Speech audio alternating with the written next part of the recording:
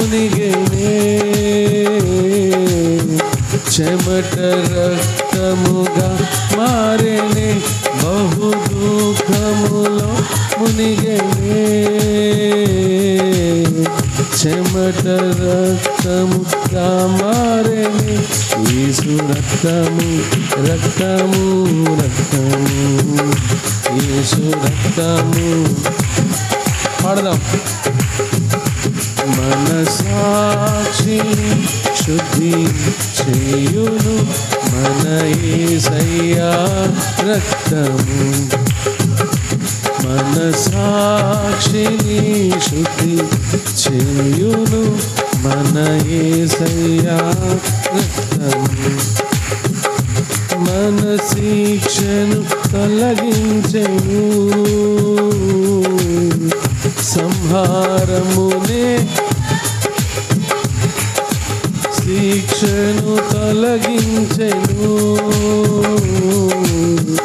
సంహారమునే తప్పించెను, యేసు రక్తము,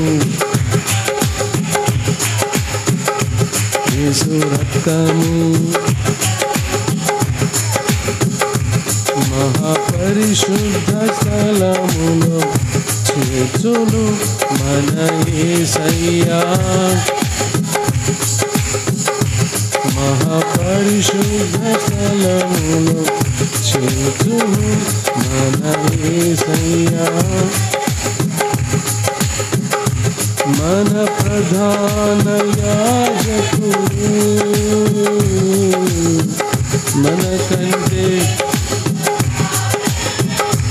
మన ప్రధాన మనకంటే ముందుగా వెళ్ళెను, యేసు రక్తము. అందరం చెప్దాం. స్తోత్రం. యేసు రక్తము రక్తము రక్తము, యేసు రక్తము రక్తము రక్తము, అమూల్యమైన నిష్కళంకమైన రక్తము, అమూల్యమైన రక్తము, నిష్కళంకమైన రక్తము, యేసు రక్తము. చెబుదాం ప్రతి ఒక్కరు. యేసు రక్తము రక్తము రక్తము, యేసు రక్తము రక్తము రక్తము, యేసయ్యా కనికర పూర్ణుడా, మనోహర ప్రేమకు నిలయుడా, యేసయ్యా కనికర పూర్ణుడా, మనోహర ప్రేమకు నిలయుడా, నీవేనా నీవేనా సంతోషగానము, సర్వ సంపదలకు ఆధారము, నీవేనా సంతోషగానము, సర్వ సంపదలకు ఆధారము, యేసయ్యా యేసయ్యా యేసయ్యా యేసయ్యా, నిన్నే నిన్నే కొలుతునయ్యా, నీవే నీవేనా రాజువయ్యా, నిన్నే నిన్నే కొలుతునయ్యా, నీవే నీవేనా రాజువయ్యా, యేసయ్యా యేసయ్యా యేసయ్యా. ఆత్మీయులే నన్ను అవమానించగా, అన్యులే నన్ను అపహసించగా, ఆత్మీయులే నన్ను అవమానించగా, అన్యులే నన్ను అపహసించగా, అండ నీవైతివయ్యా, కొండ నీవే యేసయ్యా, అండ నీవైతివయ్యా, కొండ నీవే యేసయ్యా, యేసయ్యా యేసయ్యా యేసయ్యా యేసయ్యా నిన్నే నిన్నే స్తోత్రం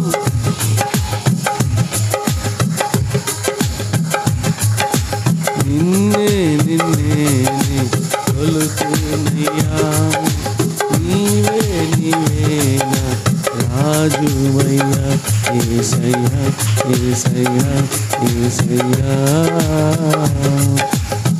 మరణ ఛాయలో మెరిసిన నీ ప్రేమ నలిగిన బ్రతుకున కురిసిన నీ కృప మరణ ఛాయలో మెరిసిన నీ ప్రేమ నలిగిన బ్రతుకున కురిసిన నీ కృప నన్ను బలపరచెనయ్యా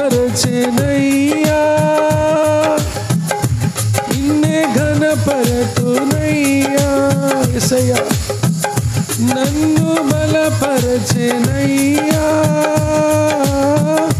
నిన్నే ఘనపరతునయ్యా యేసయ్యా అందరూ స్తోత్రం హల్లెలూయా హల్లెలూయా యేసయ్యా యేసయ్యా యేసయ్యా యేసయ్యా నిన్నే నిన్నే కొలుతున్నయ్యా నీవే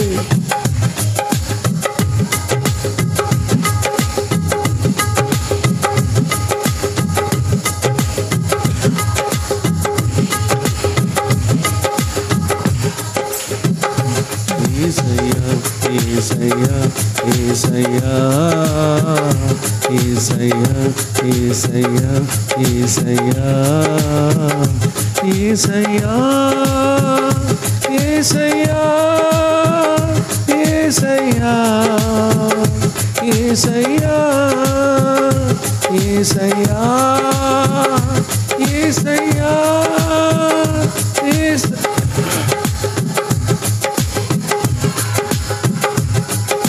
నిన్నే నిన్నే కొలుతున్నయ్యా స్తోత్రం నిన్నే నిన్నే కొలుతున్నయ్యా నీవే నీవే రాజువయ్యా నాతిశయము నీవే నానందము నీవే నారాధన నీవే నాతిశయము నీవే నానందము నీవే నారాధన నీవే జ్యోతిర్మయుడా నా ప్రాణప్రియుడా స్తుతి మహిమలు నీకే జ్యోతిర్మయుడా నా ప్రాణప్రియుడా స్తుతి మహిమలు నీకే నా ఆత్మలో అనుక్షణం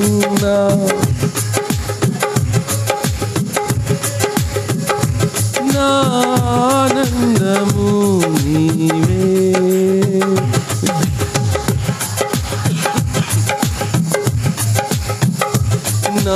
నాతిశయము నీవే నానందము నీవే నారాధన నీవే నాతిశయము నీవే నానందము నీవే నారాధన నీవే నాతిశయము నానందము నారాధన నీవే స్తుతి ఆరాధన స్తుతి ఆరాధన నీకే.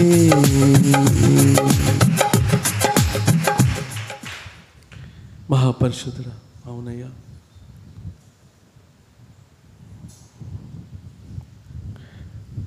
మీరు చేసిన గొప్ప యాగాన్ని బట్టి మేము మిమ్మల్ని స్తుతిస్తున్నాం. బలియాగాన్ని బట్టి స్తుతిస్తున్నాం. మీరు పొందిన గాయముల చేత మాకు స్వస్థత, మీరు చిందించిన అమూల్యమైన రక్తము ద్వారా మా పాపానికి ప్రక్షాళన,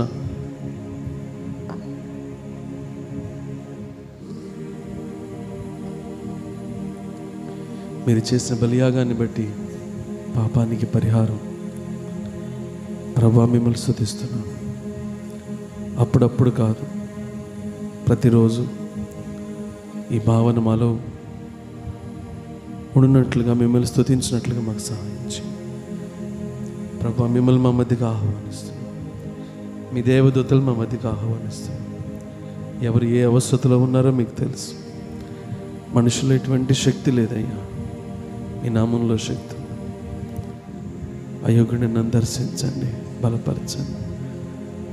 అవసరమైన వాక్యాన్ని మీరు అనుగ్రహించమని యేసు నామంలో అడుగుచున్నాం తండ్రి, ఆమేన్. దయచేసి కూర్చోండి.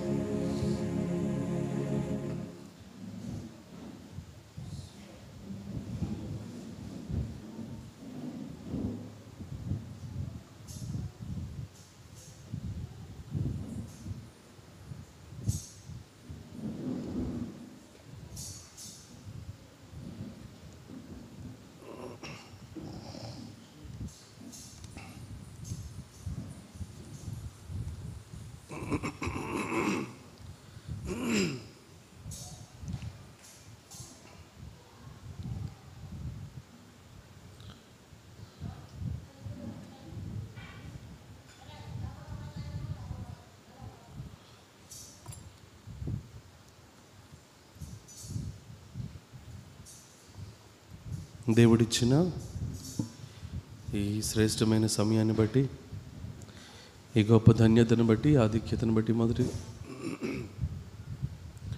దేవునికి కృతజ్ఞతలు తెలియపరుస్తున్నాను. అలాగే కూడి వచ్చిన ప్రతి ఒక్కరు కూడా పేరు పేరున ప్రభు నామంలో వందనాలు తెలియజేస్తున్నాను. అందరికీ వందనాలండి. దేవుని వాక్యాన్ని చూద్దాం.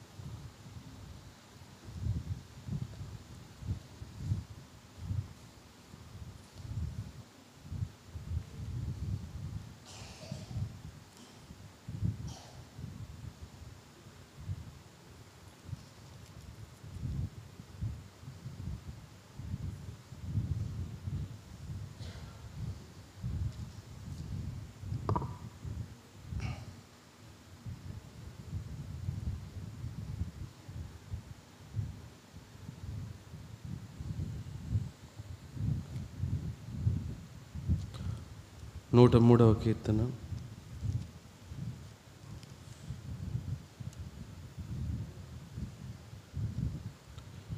5వ వచనం చదువుదాం. పక్షిరాజు యవనము వలె నీ యవనము, పక్షిరాజు యవనము వలె నీ యవనము క్రొద్దగుచున్నట్లు మేలుతో నీ హృదయమును తృప్తి పరుచుచున్నాడు. చాలమ్మా.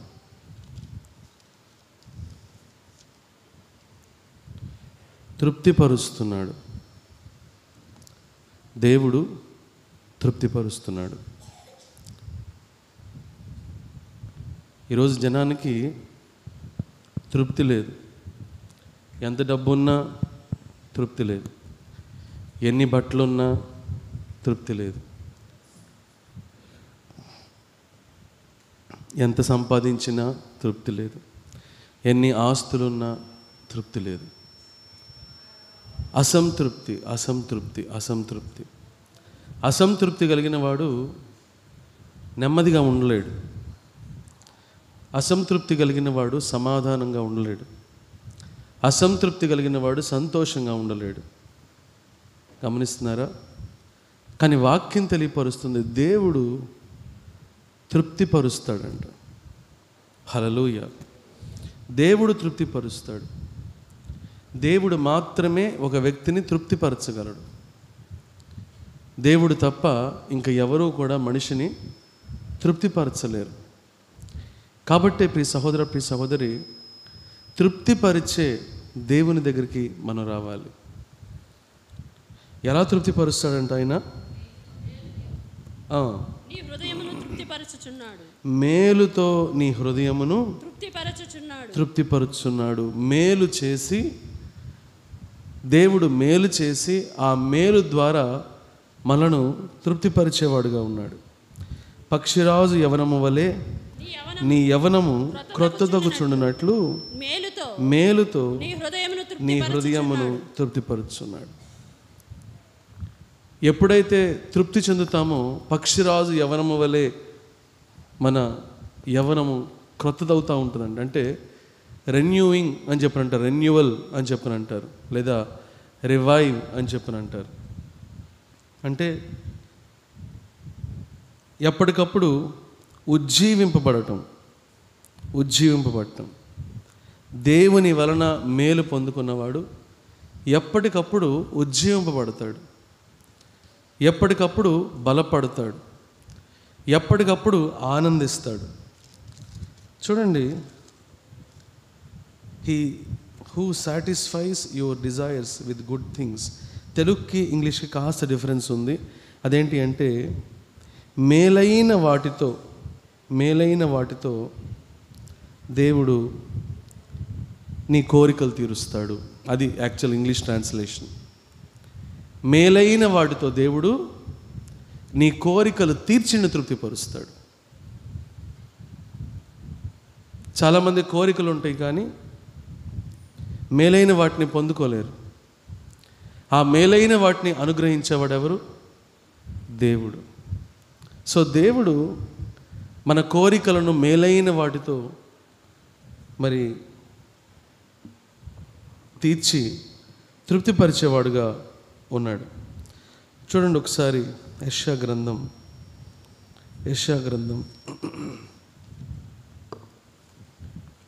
40వ అధ్యాయంలో గనక మనం చూస్తే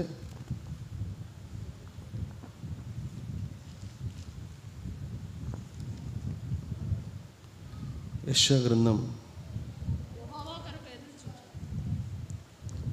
29 నుండి చదువుదాం. సొమ్మసిల్లిన వారికి బలమిచ్చేవాడు ఆయనే. సొమ్మసిల్లిన వారికి బలమిచ్చేవాడు ఆయనే. శక్తిహీనులకు బలాభివృద్ధి కలుగజేయువాడు ఆయన. బాలురు సొమ్మసిల్లుదురు అలయుదురు యవనస్తులు తప్పక తొట్టిల్లుదురు. యెహోవా కొరకు ఎదురు చూచువారు నూతన బలము పొందుదురు. దేవుడు మేలు చేయాలంటే దేవుని కొరకు ఎదురు చూడాలి. యెహోవా కొరకు ఎదురు చూచువారు నూతన బలం పొందుదురు.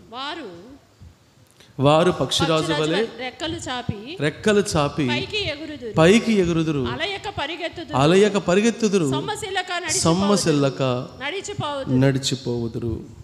కాబట్టి ప్రియ సహోదర, ప్రియ సహోదరి, మేలైన దాన్ని దేవుడు మాత్రమే ఇవ్వగలడు.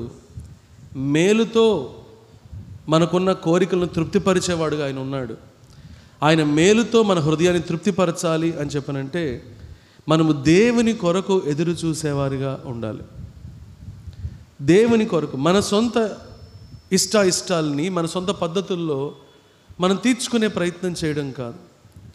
చాలాసార్లు మనం ఏం చేస్తూ ఉంటామంటే మనకు నచ్చిన పద్ధతిలో, మన నచ్చిన విధానంలో మన కోరికల్ని తీర్చుకునే ప్రయత్నం చేస్తూ ఉంటాం. తద్వారా చాలాసార్లు మనం నష్టపోతూ ఉంటాం. కానీ దేవుని కొరకు ఎదురు చూడమంటున్నాడు. దేవుని కొరకు ముఖ్యంగా వివాహ సమయంలో చాలామంది తల్లిదండ్రులకి తొందరే, పిల్లలకి తొందరే. మేలైందేంటో ఎవరికి తెలుసు? దేవునికి తెలుసు. చదువు విషయంలో కూడా అంతే. తల్లిదండ్రులకి తొందరే, పిల్లలకి తొందరే. వాళ్ళు అనుకున్నది చేసేయాలి. ఇదిగో వాళ్ళెవరో ఇలా చేశారు కాబట్టి నేను కూడా ఇలా చేయాలి, ఇంకెవరో అలా చేశారు కాబట్టి నేను అలా చేయాలి అంటే నేను నడిపిస్తుంది ఏంటి? వాళ్ళు వీళ్ళు వాళ్ళకి ఏదన్నా మేలు జరిగితే దాన్ని బట్టి మనం ఏమనుకుంటూ ఉంటాం, అలాగా నాకు కూడా జరిగితే బాగుండు అని చెప్పనని వాళ్ళతో పోల్చుకొని వాళ్ళకలాగా మనం చేసే ప్రయత్నం చేస్తూ ఉంటాం. కానీ దానివల్ల నష్టపోతాం ప్రియ సహోదర, ప్రియ సహోదరి. మన సొంత పద్ధతిలో కాదు మన కోరికలను తీర్చుకోవాల్సింది. దేవుని కొరకు ఎదురు చూడాలి, దేవుని సమయం కొరకు ఎదురు చూడాలి, దేవుని కార్యం కొరకు ఎదురు చూడాలి, దేవుని ప్రణాళిక కొరకు ఎదురు చూడాలి, దేవుని చిత్తం కొరకు మనము ఎదురు చూడాలి. హల్లెలూయా. ఈరోజు ఎంతమంది దేవుణ్ణి అడిగి దేవుని దగ్గర నుండి జవాబు వచ్చేంత వరకు ఎదురు చూసేవాళ్ళు ఎంతమంది అండి? అంత ఓపిక లేదు చాలామందికి. ఓపిక లేదు, విశ్వాసము లేదు. ఓపిక లేదు అని చెప్పనంటే అమ్మో ఇప్పటికే చాలా టైం అయిపోయింది, ఇప్పటికే ఆలస్యం అయిపోయింది, ఇంక దేవుడు ఎలా చేస్తాడు? ఏంటిది? ఓపిక లేకపోవడం. ఎప్పుడైతే విశ్వాసం ఉండదో ఓపిక కూడా ఉండదు ప్రియ సహోదర, ప్రియ సహోదరి. దేవుడు మేలు చేస్తాడు అని చెప్పని నమ్మాలి, మేలుతో నన్ను తృప్తిపరుస్తాడు అని నమ్మాలి, మేలైన వాటితో దేవుడు నన్ను తృప్తిపరుస్తాడు అని నమ్మాలి. అలా నమ్మి దేవుని కొరకు మనము ఎదురు చూడాలి. హల్లెలూయా. అందుకని వాక్యం మరి తెలియపరుస్తున్న మాట, యెహోవా కొరకు ఎదురు చూచువారు నూతన బలము పొందుదురు. యెహోవా కొరకు ఎదురు చూచువారు అంటే దేవుని సమయం కొరకు ఎదురు చూచువారు, దేవుని కార్యం కొరకు ఎదురు చూచువారు, దేవుని చిత్తము కొరకు ఎదురు చూచువారు. వారు నూతన బలం పొందుతారంట. నూతన బలం పొంది ఏం చేస్తారంట? పక్షిరాజు వలె రెక్కలు చాచి ఎగురుదురు, పైకి ఎగురుతురు, ఉన్నతమైన స్థితికి వెళతారు. అలాంటి వాళ్ళు గమనించండి. ఎప్పుడో చిన్న వయసులో యోసేపుకి దేవుడు కలల ద్వారా జరగబోయే సంగతుల గురించి తెలియపరిచాడు. ఎప్పుడైతే ఈ విషయాలు ఇంట్లో వాళ్ళతో చెప్పాడో వాళ్ళందరూ కూడా యోసేపు పట్ల చాలా కఠినమైన వైఖరిని కనపరిచారు, చాలా అసూయను పెంచుకున్నారు. ఎలాగైనా సరే వీడిని వదిలించుకోవాలి, ఎలాగైనా సరే మరి వీడిని దూరం చేయాలి అని చెప్పనని సొంత అన్నలు యోసేపు పట్ల ఎంతో కఠినంగా వ్యవహరించి యోసేపుని తీసుకెళ్ళి ఎక్కడేశారు? గొంటలో పడేశారు. గమనిస్తున్నారా? ఆ తర్వాత అక్కడి నుంచి తీసుకెళ్ళి ఇష్మాయిలుకి అమ్మేశారు. అక్కడి నుండి తీసుకెళ్ళి మళ్ళా పోతీఫర్కి అమ్మేశారు. ఆ పోతీఫర్ ఇంట్లో ఒక బానిసలాగా బ్రతుకుతున్నాడు. ఎవరు? యోసేపు.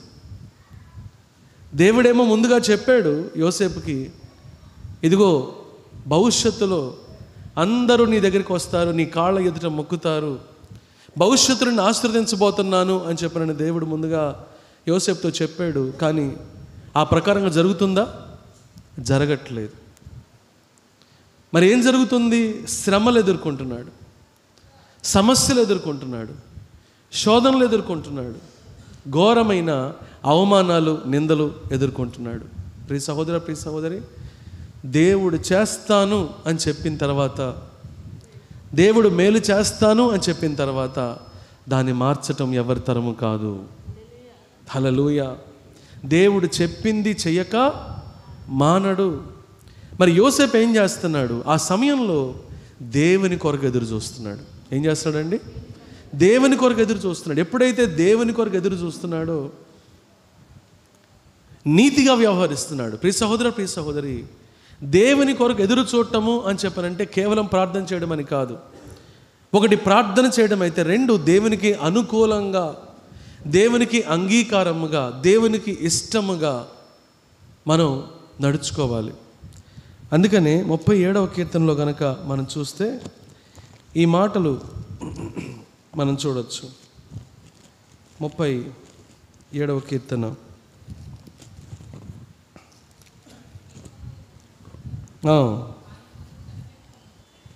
3వ వచనం. యెహోవా యందు నమ్మికయుంచి మేలు చేయుము. అది దేవుడు నీకు మేలు చేయాలని చెప్పని కోరుకుంటున్నావా? దేవుడు మాత్రమే మేలు చేసి మేలుతో నేను తృప్తిపరచగలడు. దేవుడు నీకు మేలు చేయాలంటే నువ్వేం చేయాలి? దేవుని యందు నమ్మకం ఉంచి నువ్వు కూడా మేలే చేయాలి. ఇదేంటి, నన్ను తీసుకెళ్ళి బానిసగా అమ్మేశారు, దేవుడు ఎక్కడున్నాడు, దేవుడు ఏం చేస్తున్నాడు, దేవుడు ఏమైపోయాడు అనే మాటలు, అనే ప్రశ్నలు, అనే సణుగులు, సంశయాలు ఎక్కడా కూడా యోసేపు పట్ల మనం చూడం. యోసేపు దేవుడు అనుమతించిన ప్రతి పరిస్థితిలో నమ్మకంగా వ్యవహరించాడు, నిజాయితీగా వ్యవహరించాడు. దేవుడు మనల్ని ఏ స్థాయిలో పెడతాడో ఆ స్థాయిలో నమ్మకత్వం కలిగి ఉండాలి, నిజాయితీ మనం కలిగి ఉండాలి. ఏంటి నమ్మకత్వం, నిజాయితీ అని చెప్పనంటే దేవుని యందు నమ్మిక ఉంచి మేలు చేసేవారుగా మనం ఉండాలి. హల్లెలూయా. బానిసగా అమ్మేశారు యోసేపుని. బానిసగా అమ్మితే యోసేపు ఏం చేస్తున్నాడు? తన యజమానికి మంచి చేస్తున్నాడు. యజమానికి కీడు చేయట్లా, యజమానికి వ్యతిరేకంగా ప్రార్థన చేయట్లా, లేకపోతే యజమానికి ఏదైనా హాని చేసే ప్రయత్నము చేయట్లా. దేవుడు నాకు ఈ పరిస్థితిని ఇచ్చాడు కాబట్టి, దేవుడు నన్ను ఈ గృహంలో పెట్టాడు కాబట్టి నా వలన ఈ కుటుంబానికి మేలు జరగాలి అని చెప్పినని ఆ కుటుంబం యొక్క యోగక్షేమాల నిమిత్తము యోసేపు ప్రయాసపడ్డాడు. దేవుడు యోసేపుని ఆశీర్వదించాడు. హల్లెలూయా. తను కొంచెములో నమ్మకంగా ఉన్నాడు, శ్రమల్లో నమ్మకంగా ఉన్నాడు, శోధనలో నమ్మకంగా ఉన్నాడు. ఎప్పుడైతే యోసేపును దేవుడు ఆశీర్వదిస్తున్నాడో, అది పెద్ద ఆశీర్వాదం కూడా కాదు, చిన్న ఆశీర్వాదమే అయినప్పటికి కూడా ఒక టెస్ట్ చేశాడు దేవుడు. ఒక శోధన యోసేపు మీదకి వచ్చింది. మనందరికీ తెలుసు పోతీఫర్ భార్య ఏ విధంగా యోసేపుని మరి శోధించిందో. కానీ అలాంటి పరిస్థితుల మధ్యలో కూడా యోసేపు ఏం కాపాడుకున్నాడు? నమ్మకత్వాన్ని కాపాడుకున్నాడు. ప్రియ సహోదర, ప్రియ సహోదరి, దేవుని యందు నమ్మకం ఉంచడం అంటే అది. దేవుని కొరకు ఎదురు చూడటం అంటే అది. నాకు దేవుడు తగిన సమయంలో వివాహం చేస్తాడు, నాకు దేవుడు తగిన సమయంలో మేలైన దాన్ని ఇస్తాడు, దేవుడు నన్ను తగిన సమయంలో హెచ్చిస్తాడు, తగిన సమయంలో దేవుడు నన్ను ఆశీర్వదిస్తాడని చెప్పినని ఎక్కడా కూడా తప్పుడు మార్గాల్లో, తప్పుడు పద్ధతుల్లో, తప్పుడు విధానాల్లో యోసేపు అడుగులు ముందుకు వేయలేదు. ప్రియ సహోదర, ప్రియ సహోదరు, దేవుడికి మేలు చేయాలని చెప్పి అనుకుంటున్నావా? నువ్వు కూడా మేలు చేయి. నీ చుట్టుపక్కల వాళ్ళకి, నీ ఇంట్లో వాళ్ళకి దేవుడిని ఎక్కడ పెట్టాడో అక్కడ నువ్వు మేలు చేసే వ్యక్తిగా ఉండాలే కానీ కీడు చేసే వ్యక్తిగా ఉండకూడదు. ఎవరికి మేలు? మేలు చేసిన వాళ్ళకే మేలు కాదు, కీడు చేసిన వాళ్ళకి కూడా మేలే చేయాలి. హల్లెలూయా.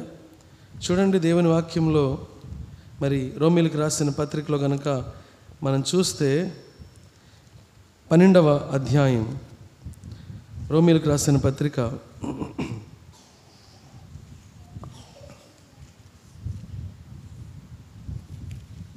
12వ అధ్యాయం, ఈ 12వ అధ్యాయంలో 14 నుంచి చదువుదాం.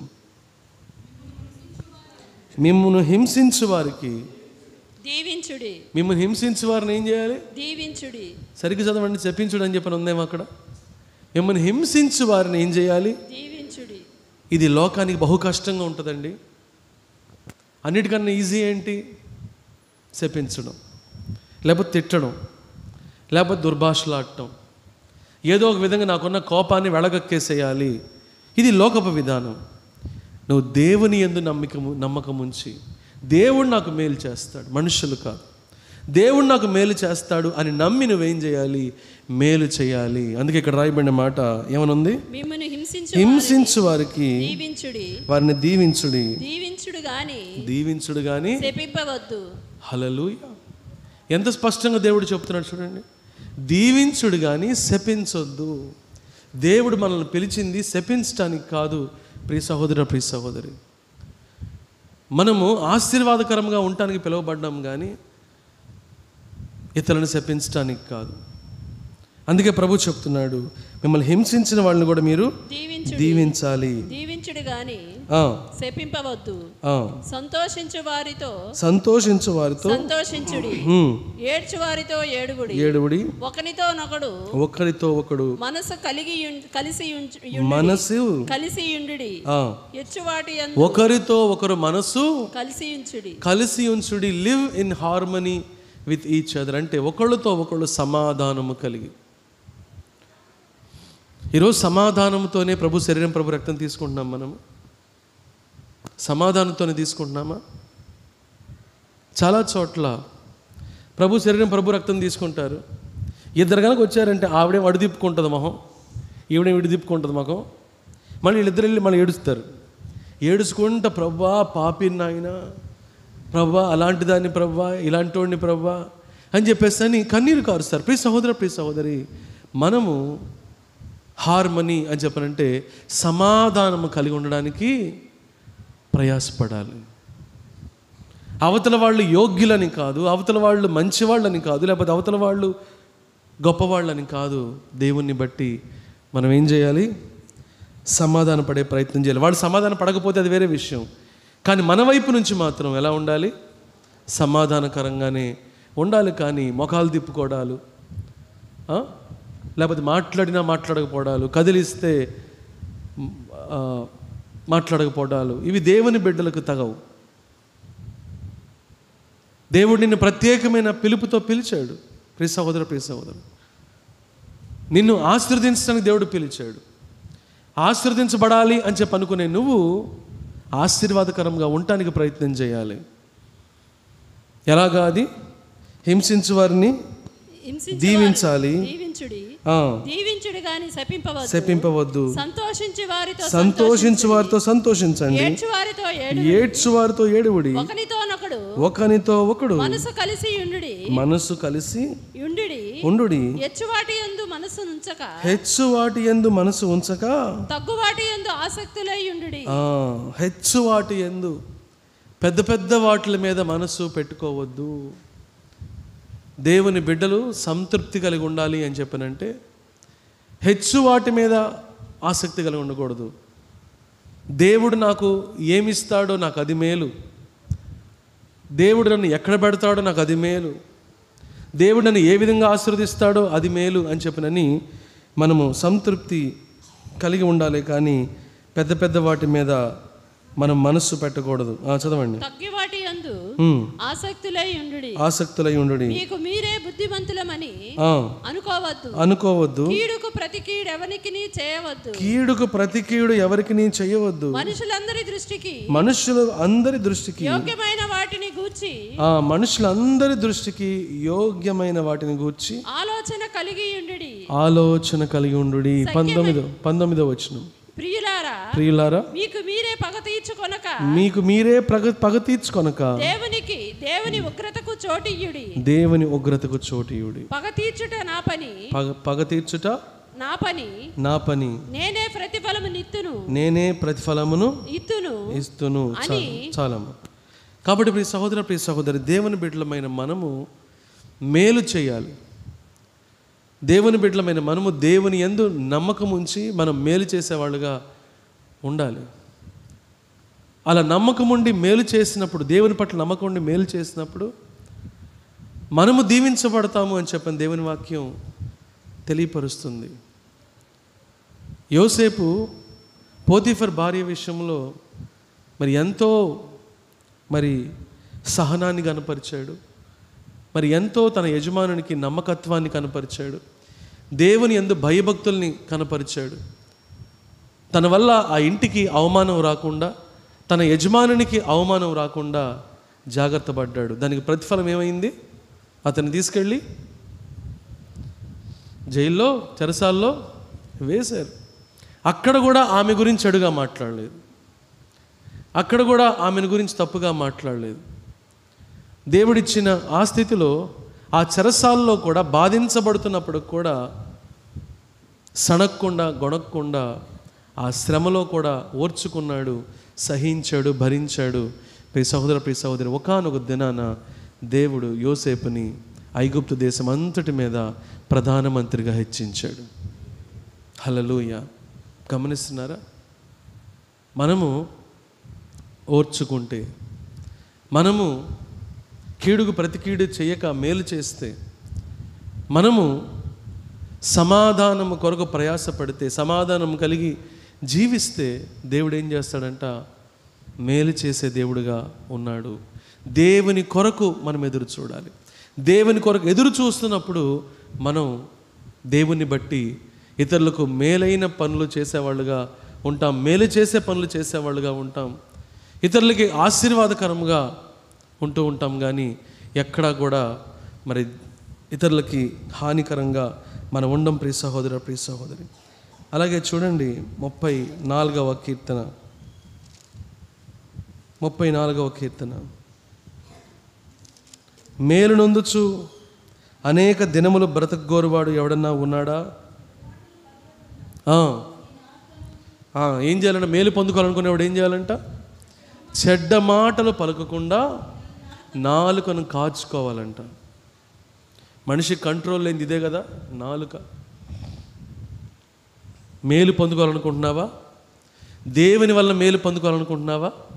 అయితే నీ మాటల విషయంలో జాగ్రత్త. చెడ్డ మాటలు నీ నోటికి రానివద్దు. అలాగే కపటమైన మాటలు పలుకకుండా నీ పెదవులను కాచుకొనుము. కీడు చేయుట మాని మేలు చేయుము.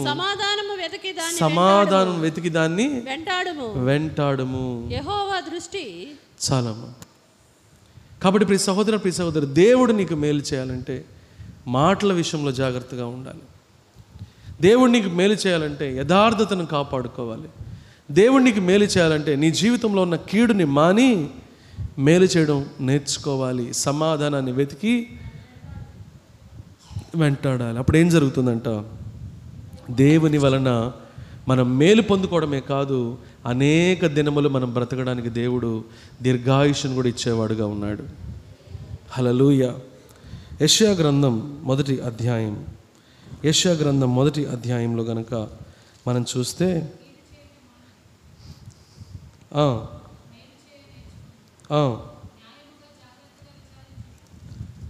ఒక్క నిమిషం అమ్మా. యెషయా గ్రంథం 19వ వచనం, 1:19.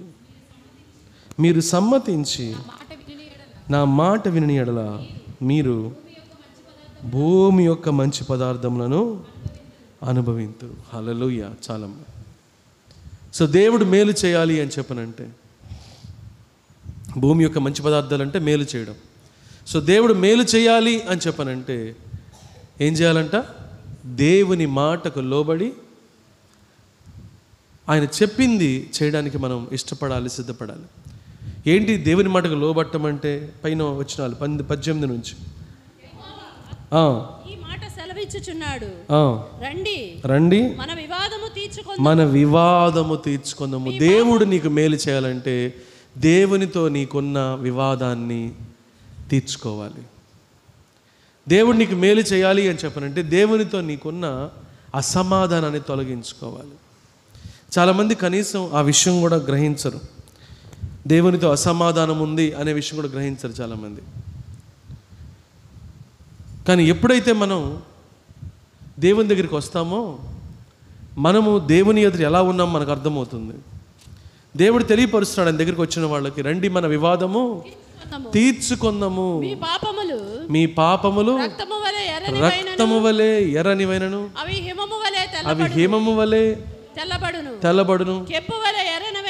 కెంపు వలె ఎర్రనివైనను గొర్రెబొచ్చు వలె తెల్లని వగును. మీరు సమ్మతించి నా మాట వినిన ఎడల మీరు భూమి యొక్క మంచి పదార్థములను అనుభవింతురు. అది దేవుని మాట వింటే, అంటే దేవునికి మనకి మధ్య అసమాధానాన్ని తీసివేసుకుంటే, దేవునితో సరి చేసుకుంటే, దేవుని దగ్గర క్షమాపణ అడిగితే అప్పుడు మనం మేలు అనుభవిస్తాం. ప్రియ సహోదర, ప్రియ సహోదరి, నువ్వు అప్పుల నుంచి విడుదల పొందాలన్నా, నీ అవసరతలు తీర్చుకోవాలన్నా, నువ్వు సంతృప్తితో సమాధానంతో జీవించాలన్నా దేవునితో సమాధాన పడాలి.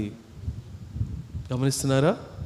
ఏ ఏ విషయాల్లో మనం తప్పిపోయామో, ఏ ఏ విషయాల్లో దేవుని దుఃఖపరిచామో, ఏ ఏ విషయాల్లో దేవుని కోపాన్ని రేపామో, ఏ ఏ విషయాల్లో దేవునికి దూరస్తులమయ్యామో, ఏ ఏ విషయాల్లో దేవుని నామాన్ని అవమానించామో, వాటన్నిటి విషయంలో ఏం చేయాలి? దేవుని దగ్గర క్షమాపణ అడగాలి.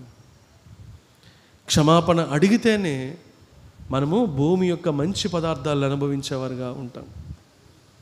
నాకు ఇంకా బాగా గుర్తు,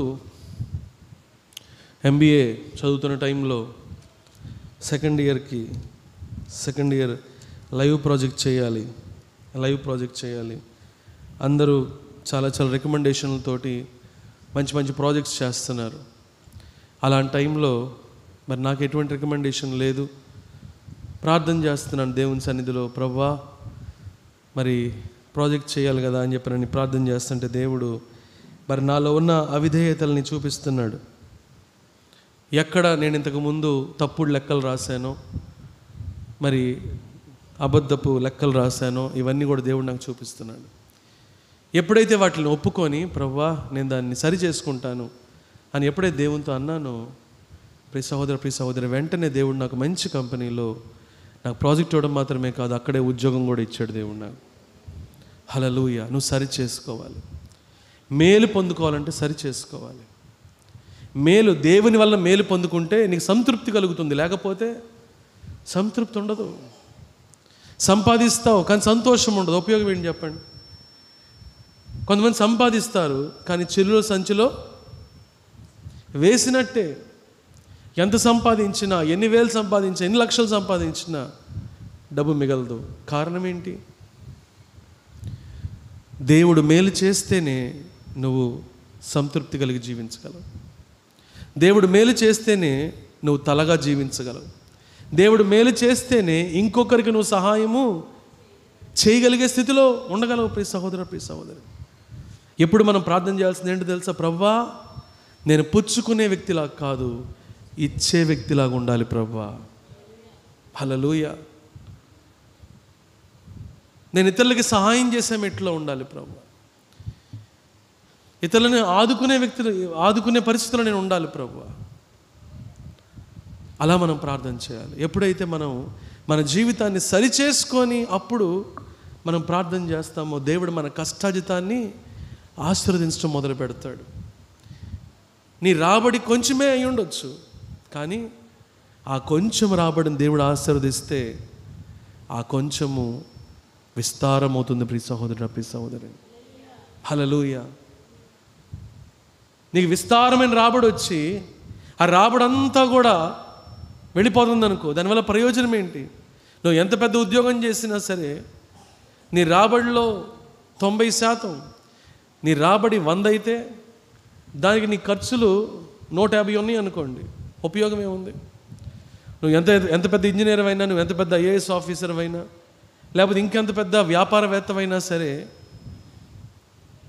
నీకు వచ్చేదానికన్నా కూడా నీ ఖర్చులు ఎక్కువగా ఉన్నాయి అని చెప్పనంటే నువ్వు అప్పుల్లోనే ఉంటావు. నువ్వు అప్పుల్లో పడిపోకూడదు అని చెప్పనంటే దేవుడు నీకు సహాయం చేయాలి. దేవుడు నిన్ను ఆశీర్వదించాలి.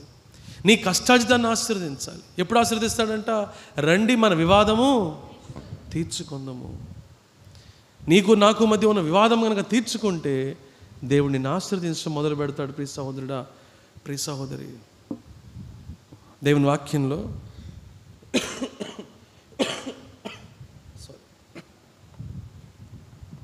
కొరింథీయులకు రాసిన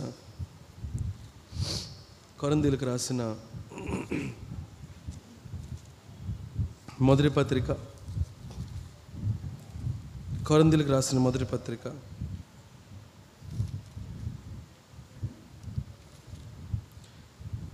16వ అధ్యాయం.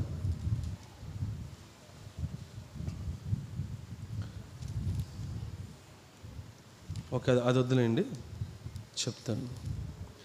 2వ పత్రిక, కొరింథీయులకు రాసిన 2వ పత్రిక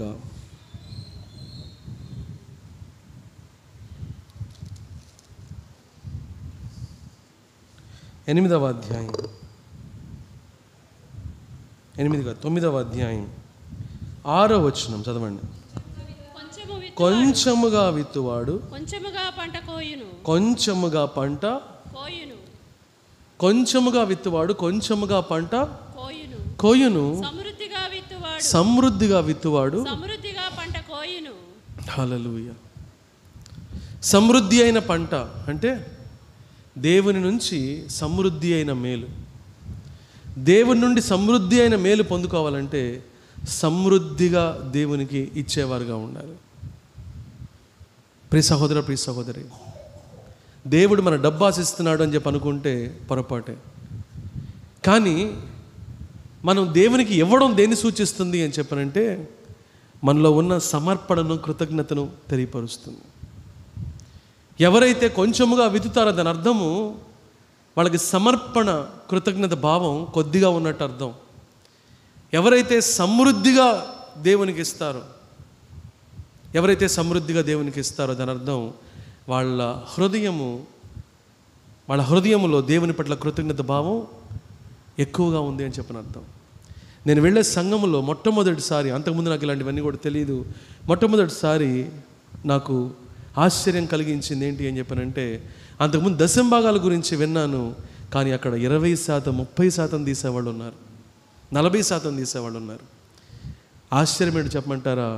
వాళ్ళ కుటుంబాలని దేవుడు బహుగా ఆశీర్వదించాడండి. హల్లెలూయా. వాళ్ళ బిడ్డల్ని దేవుడు బహుగా ఆశీర్వదించాడు, వాళ్ళ చదువులను దేవుడు బహుగా ఆశీర్వదించాడు, వాళ్ళ ఉద్యోగాలను దేవుడు బహుగా ఆశీర్వదించాడు.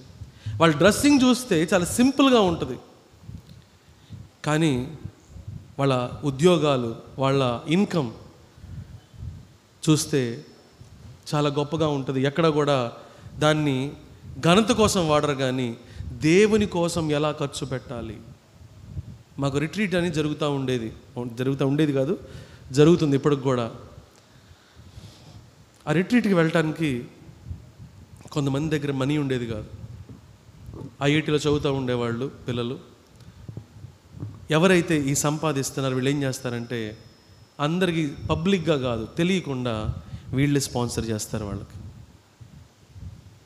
నువ్వు రా తమ్ముడు, నువ్వు దేవుని దగ్గరికి రా, ముందు దేవుడే ప్రొవైడ్ చేస్తాడు అని చెప్పని ఆ సమయానికి ప్రొవైడ్ చేస్తారు. ఎవరు చూస్తున్నారు ఇవన్నీ కూడా? హల్లెలూయా. నువ్వు సమృద్ధిగా విత్తటం నేర్చుకోవాలి ప్రియ సహోదరుడా, ప్రియ సహోదరి. పీనాసుల్లాగా కాదు ఉండాల్సిన దేవుని బిడ్డలు. అది పేదవారికైనా, అవి దేవునికి ఇచ్చే కానుక రూపంలో అయినా, లేకపోతే అవసరతలో ఉన్న వాళ్ళకి సహాయపడే విషయంలో అయినా, ఎప్పుడూ కూడా మనం ఎంత చేయగలం, అప్పులు చేసి కాదు. మళ్ళా కొంతమంది ఇలాగ అనుకుంటారు, అప్పులు చేసి చేయమని ఎప్పుడు దేవుడు చెప్పడు. సో అప్పులు చేసి చేయొద్దు. దేవుడు నీకు అంత రాబడిచ్చాడా? దేవుడు నీకు అంత జీతం ఇచ్చాడా? లేకపోతే నీకంత పరిస్థితిని ఇచ్చాడా? సో దాంట్లో నుంచి మనం దేవునికి సమృద్ధిగా ఇచ్చినప్పుడు సమృద్ధిగా దేవుడు ఆశీర్వదిస్తాడు. హల్లెలూయా. అందుకనే కదా ఆ బీద విధవరాలు ఆమెకున్న ఆ 2 కాసుల్ని వేస్తే ప్రభు అన్నాడు, అక్కడ ఎంతోమంది ధనవంతులు చాలా వేస్తున్నారు, వాళ్ళందరి గురించి ప్రభు మాట్లాడలేదు, కానీ ఆ 2 కాసులు వేసిన ఆ బీద విధవరాలను గురించి ప్రభు మాట్లాడుతున్నాడు. వీళ్ళందరిలో కన్నా కూడా ఈమె ఎక్కువ వేసింది. ఎన్ని లక్షలు వేసింది, ఎన్ని కోట్లు వేసింది? ప్రభు మాటల్లో కనుక మనం చూస్తే ఆమె కలిగిన సమస్తము, ఆమె జీవనం అంతటిని వేసిందంట. హల్లెలూయా. ప్రియ సహోదర, ప్రియ సహోదరి, దేవుని దగ్గర నుంచి మేలు పొందుకోవాలని చెప్పి అనుకుంటున్నావా? అయితే కొంచెముగా విత్తే వ్యక్తిగా కాదు, విస్తారంగా విత్తే వ్యక్తిగా ఉండాలి. మరి మీ దగ్గర చెప్పానో లేదో నాకు గుర్తులేదు, కానీ కోవిడ్ టైంలో మరి ఒకానొక అకౌంట్ నుంచి ఎవ్రీ మంత్ ఇన్ని థౌజండ్స్ ఆఫ్ రూపీస్ వస్తూ ఉండేది. నాకు తెలియదు ఎలా వస్తుందో, చాలా ట్రై చేశాను దాన్ని కనుక్కోవడానికి, ఎవరని తెలియలా. అది నాకు తెలియడానికి దాదాపు సంవత్సరంన్నర బట్టింది. అది కూడా ప్రార్థన చేసినట్టున్నాను నేను, వీళ్ళు ఎవరు ప్రభువా అని చెప్పిన. ఆ తర్వాత తమ్ముడికి కాల్ చేసి, నువ్వేనా తమ్ముడు ఇలా పంపిస్తున్నావు అని చెప్పానంటే, అన్న అసలు మీకు తెలియకూడదని చెప్పి అనుకున్నానన్నా, మీకు తెలియకూడదని చెప్పి అనుకున్నానన్నా. నేను ఆశ్చర్యపోయాను. ఎప్పుడో వాళ్ళ చర్చిలో నేను బెంగళూరులో ఉన్నప్పుడు వాళ్ళ చర్చిలో నేను వాక్యం చెప్పేవాడిని. సో దాన్ని గుర్తుపెట్టుకుని ఆ తమ్ముడు కోవిడ్ టైంలో మరి కాన్స్టెంట్గా మన మినిస్ట్రీకి సపోర్ట్ చేస్తూ ఉన్నాడు. హల్లెలూయా.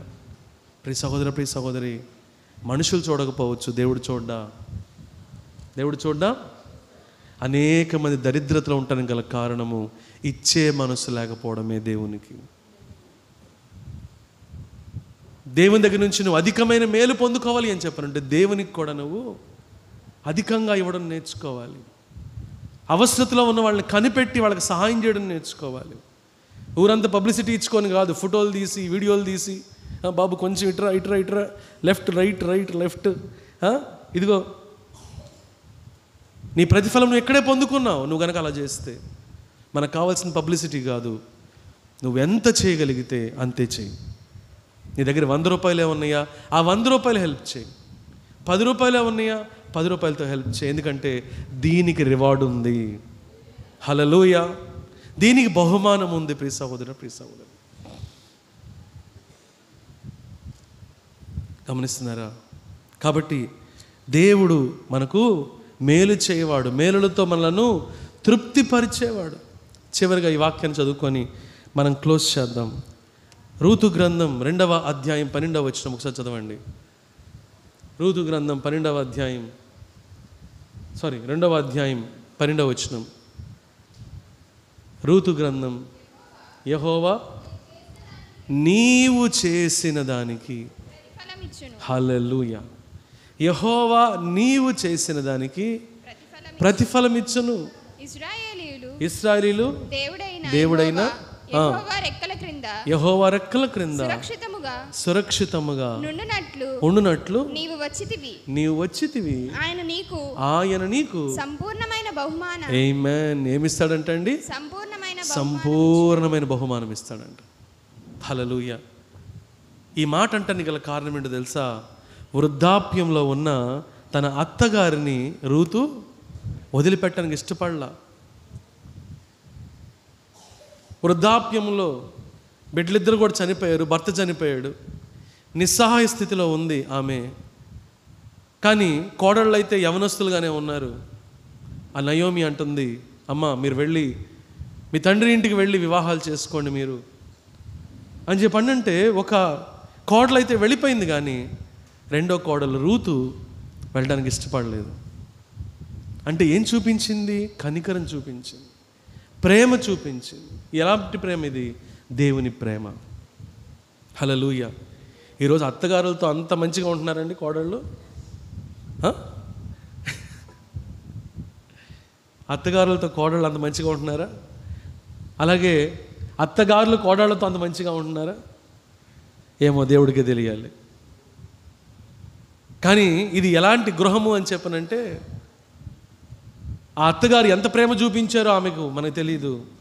ఆ కోడలు ఆ అత్తగారిని విడిచిపెట్టడానికి ఇష్టపడలా, వృద్ధాప్యంలో ఉంది. ఏమ్మా మీ ఇంట్లో పెద్దవాళ్ళు మీరు అలా చూసుకుంటారా?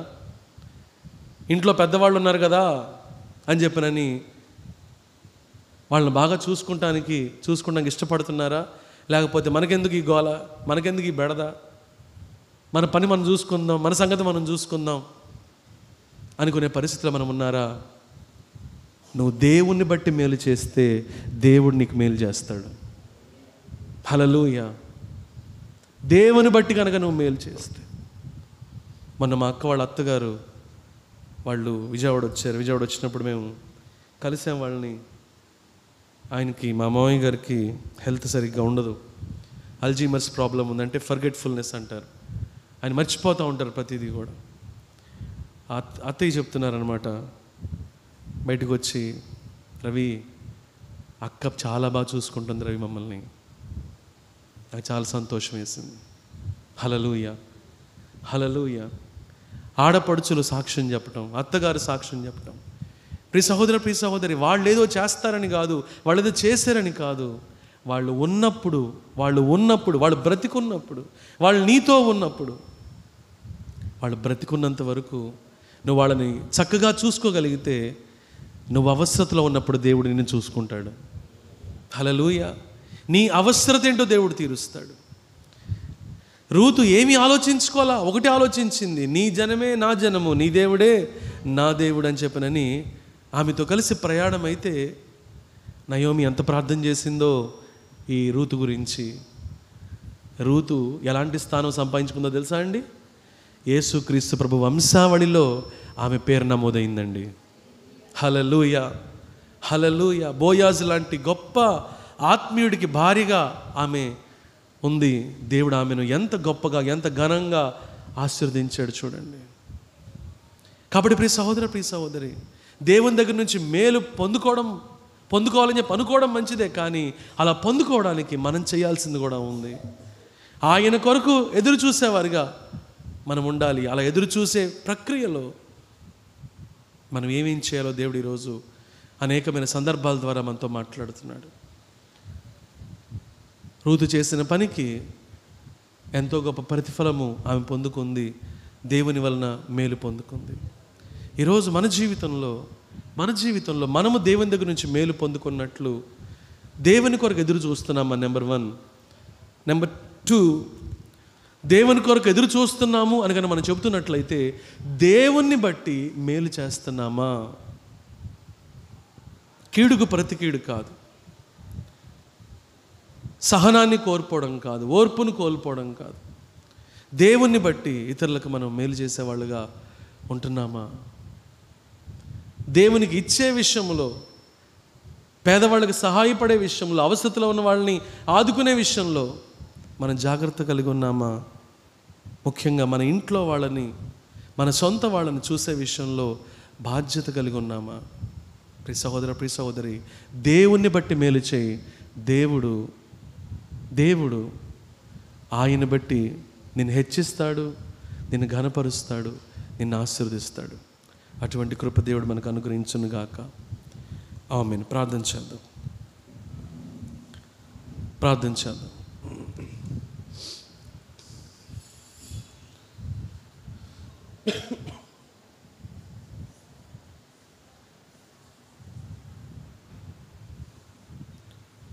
పక్షిరాజు యవనము వలె నీ యవనం క్రొద్దకు చూడనట్లు మేలుతో నీ హృదయం ఆయన తృప్తిపరుచున్నాడు అని వాక్యం తెలియపరుస్తుంది. ఆయనే నీకు తృప్తినివ్వగలడు ప్రియ సహోదరుడా, ప్రియ సహోదరి. ఆయన చేసే మేలు నీకు తృప్తినిస్తుంది, గొప్ప సంతోషం, గొప్ప సమాధానం. ప్రపంచంలో మరి ఇంకా దేని వలన కూడా నీకు అంత సంతోషం రాదు. ప్రభు ఇచ్చేదాన్ని బట్టే నీకు సంతోషం, ప్రభు ఇచ్చేదాన్ని బట్టే నీకు సమాధానం, ప్రభు ఇచ్చేదాన్ని బట్టే నీ గొప్ప ఆనందం.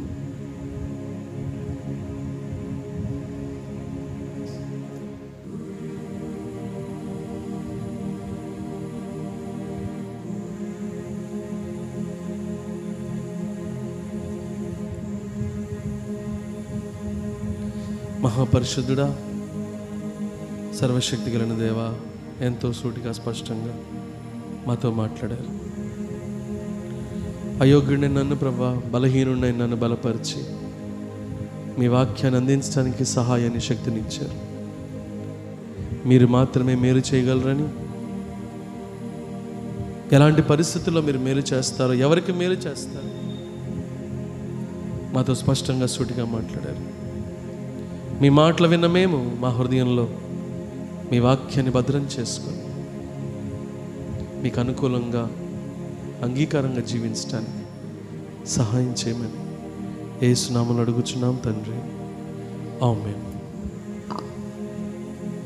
నేను మీకు అప్పగించిన దానిని ప్రభు వలన పొంది తిని, ప్రభు అయిన యేసు తన అప్పగింబడిన రాత్రి ఒక రొట్టెని ఎత్తుకొని కృతజ్ఞతాస్తుతులు చెల్లించి దాన్ని విరిచి, ఇది మీ కొరకైన నా శరీరము, నన్ను జ్ఞాపకం చేసుకున్నట్టుకై దీనిని చేయడని చెప్పాను.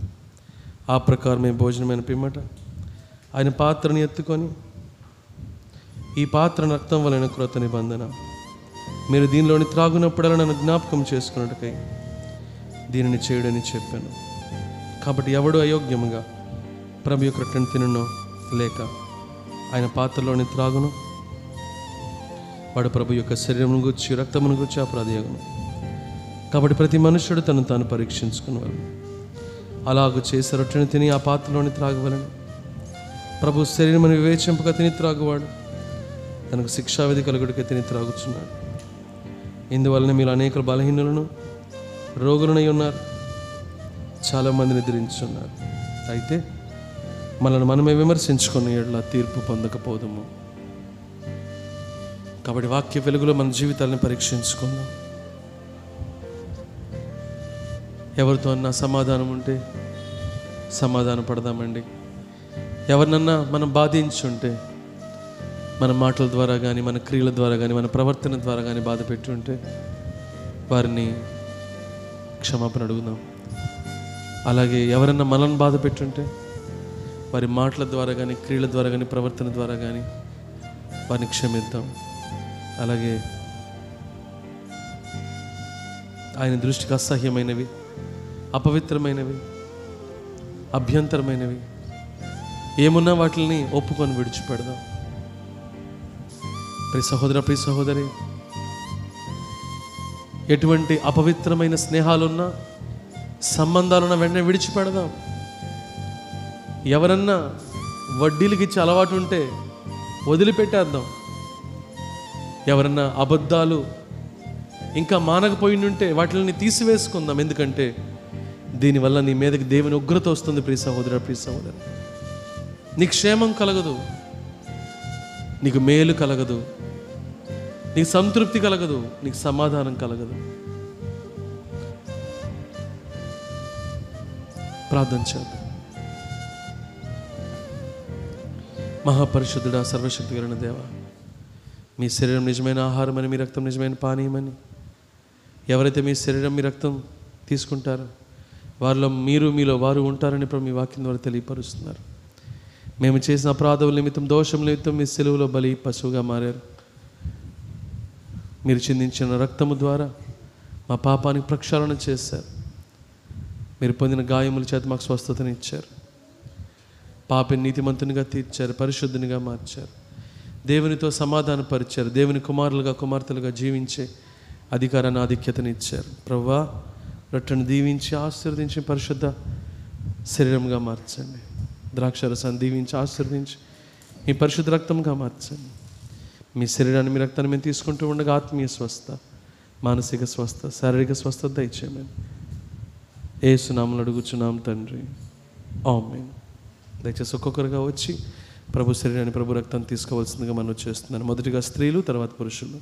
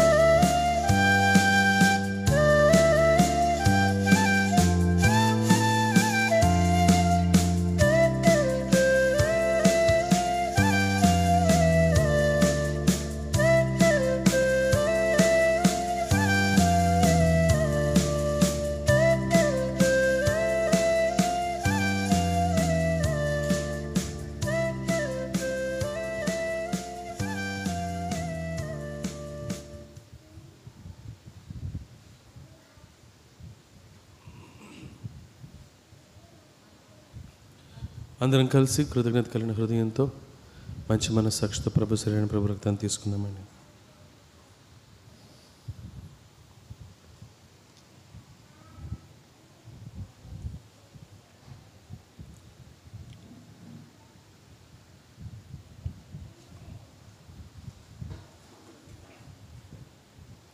అందరూ లేచినట్లయితే ప్రార్థన చేసుకుందాం.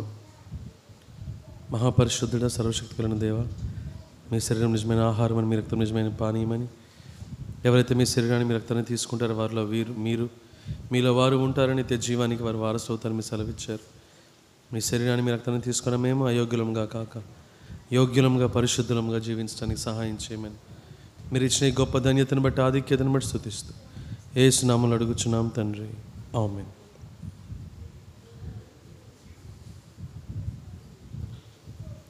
స్తోత్రము సేయరే సోదరులార మనాత్మలకు తండ్రి, పరమాత్ముని వాక్కులు స్తోత్రములో గలిపి, కట ప్రేమలకిదియే కడవరి వచ్చియున్న దేమో, తటమనమందరము కలసుకొని ఆనందింతుముగా, పరమ తండ్రితో పరిశుద్ధాత్మునితో స్థిరముగనుందుము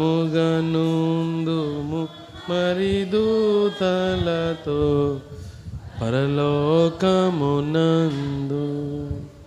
హల్లెలూయా, హల్లెలూయా, హల్లెలూయా. మరి సమయంలో ఇంకా ఉన్నారమ్మా తీసుకోవాల్సిన వాళ్ళు?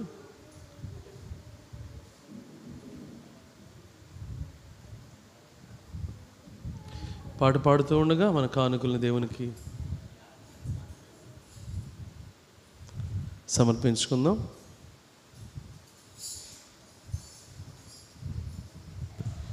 నీవు చేసిన మేళ్లకు, నీవు చూపిన కృపలకు వందనం యేసయ్యా, వందనం యేసయ్యా, వందనం యేసయ్యా, వందనం యేసయ్యా.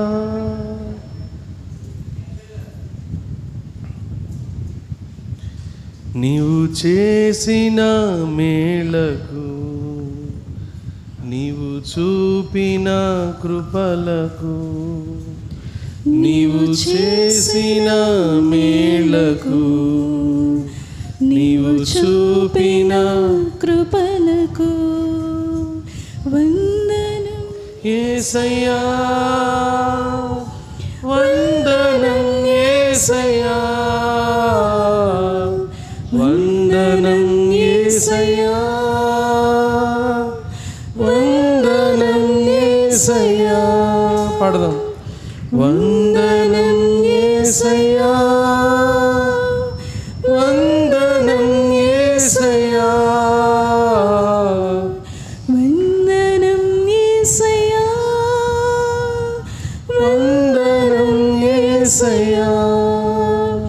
బలహీనుడనైన నన్ను నీవెంతగానో బలపరచావు.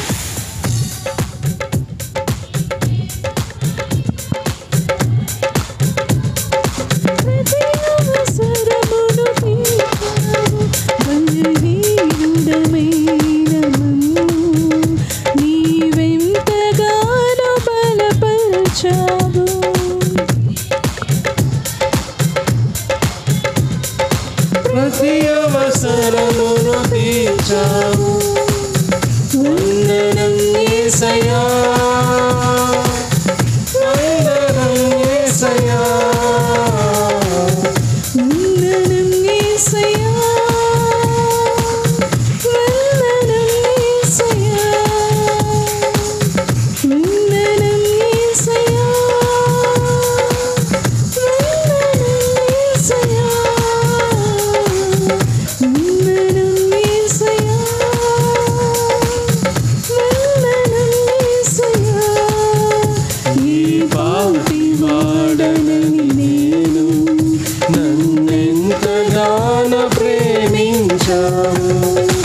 అంచెలంచెలుగా హెచ్చించి ఈ పాటి వాడనని నేను నన్నెంతగానో ప్రేమించావు. అంచెలంచెలుగా హెచ్చించి నన్నెంతగానో దీవించావు. వందనం యేసయ్యా, వందనం యేసయ్యా, వందనం యేసయ్యా, వందనం యేసయ్యా, వందనం యేసయ్యా, వందనం యేసయ్యా, వందనం యేసయ్యా.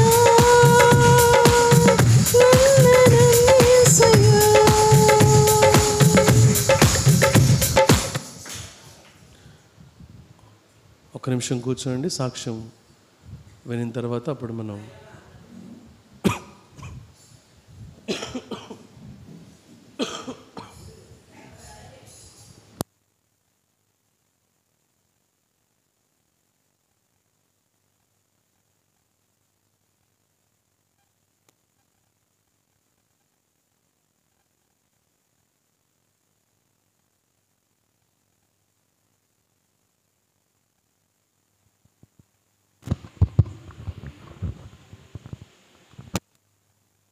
మరి నాయన దీవెనమ్మ గారిని మరి మీరెంతో ప్రమాదం నుంచి కాపాడారు, శ్రావణిని కాపాడారు, మీకు స్తోత్రం. మరి నాయన ఎంతో కృపతో వారికి నాయన ఆయుష్ని ఇచ్చారు, మీకు స్తోత్రం. నాయన వారిని దర్శించండి, శ్రావణిని ముట్టి స్వస్థపరచండి, దీవెనమ్మ గారిని మీరు స్వస్థపరచండి. మీకు నమ్మకస్తులుగా విధేయులుగా జీవించడానికి సహాయం చేయండి. మీరు చేసిన గొప్ప కార్యం బట్టి స్తుతిస్తూ యేసు నామములో అడుగుచున్నాం తండ్రి, ఆమేన్.